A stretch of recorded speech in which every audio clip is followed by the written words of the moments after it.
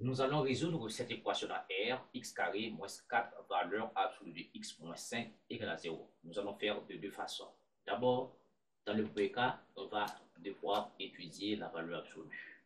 Donc, on sait que valeur absolue de x peut être égale à x si x plus grand ou égal à 0, ou bien si x appartenant à l'intervalle 0 à plus l'infini. D'accord? Eh bien, et ici, un cas 1, on va remplacer ça par x. Mais il faut que x soit dans cet intervalle. Et ça fait x carré moins 4x moins 5 égale à 0. Donc là, nous avons une équation de second degré. A égale à 1, B, A égale à 1, B égale à moins 4 et C égale à moins 5. A bien remarqué, quand je fais A moins B plus C, ça fait 0. 1 moins, regardez, regardez, 1 moins, 4 et moins 5, ça fait 0. Moins par moins plus, 1 plus 4, 5, moins 5, ça fait 0. Et bien dans ce cas, l'une des racines est égale à moins 1 et l'autre est égale à moins C sur A. Si à retenir ça, hein. Si vous voulez, vous passez par delta, vous allez trouver les mêmes résultats que moi. B carré moins 4 racines, des choses comme ça. Et puis moins C sur A, C c'est combien? Moins 5 sur A, donc moins plus, donc cela veut dire x seconde est égal à 5. Maintenant, il faut analyser ce résultat. On veut que x ici soit dans l'intervalle 0 à l'infini. Donc x plus et x prime égale à moins 1 n'appartient pas à 0 à plus l'infini à rejeter. D'accord?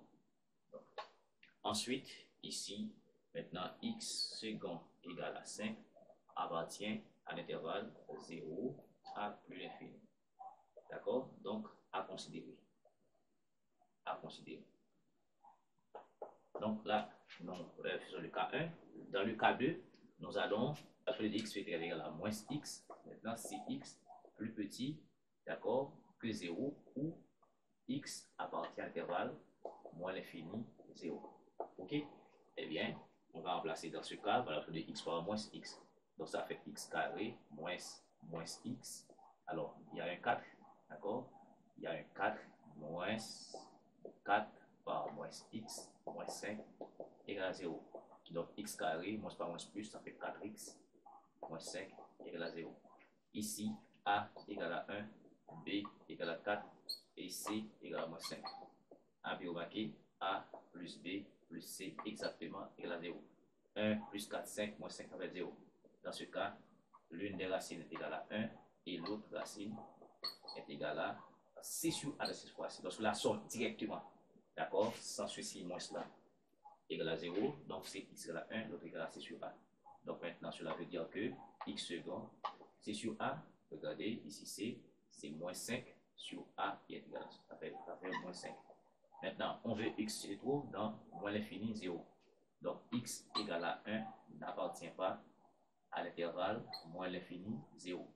On n'a pas 1 ici, d'accord? Si on fait une quadrature, 0, d'accord? On a 1 ici, d'accord? Ici, c'est moins l'infini. Donc ici, on n'a pas 1. Voilà, eh bien.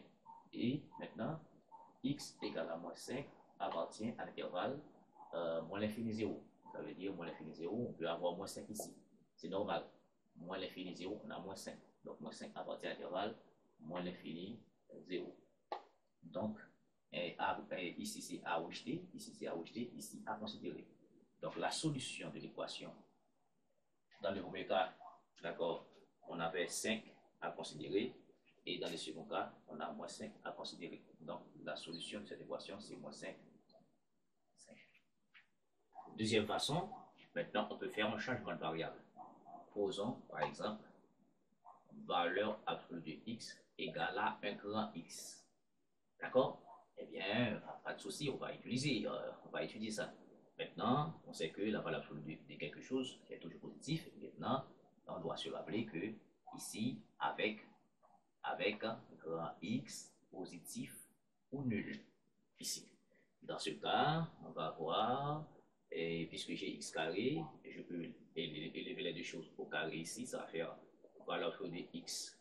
Donc, ça va faire au carré carré, ça fait grand X carré, et par la fois de X carré, c'est X par la fois de X au carré comme ça, et ceci, ça fait X carré. Donc, je peux remplacer X carré par grand X carré. Dans ce cas, grand X carré et moins 4 grand X moins 5 égale à 0. Donc, tout est-il A moins B plus C égale à 0. D'accord? 1 moins C, etc. Ça va faire moins 5, ça va faire 0. D'accord? Eh bien, grand X prime, d'accord, égale à moins 1 et grand X second égale à moins C sur A. Moins C sur A, donc avec moins 5, moins 5, ça va faire 5. Dans ce cas, ici, on a posé la valeur de x égale à grand X, mais ça veut dire que valeur de petit x égale à grand X, mais grand X c'est combien? C'est moins 1, ça c'est impossible dans R. Impossible dans R. Donc c'est à rejeter, d'accord? C'est là, c'est pourquoi j'avais dit que grand X est positif ou nul. Deuxième cas, on a grand X second égale à 5. Maintenant, ça veut dire encore valeur absolue de x égale à grand X qui c'est 5. Maintenant, possible. Mais puisque c'est possible, ici, valeur absolue de x égale à A. Si A positif, donc x égale à plus ou moins A. Donc ici, valeur absolue de x égale à 5 signifie que x égale à plus ou moins 5. Donc la solution ici n'est autre que moins 5. 5 comme on avait fait tout à l'heure.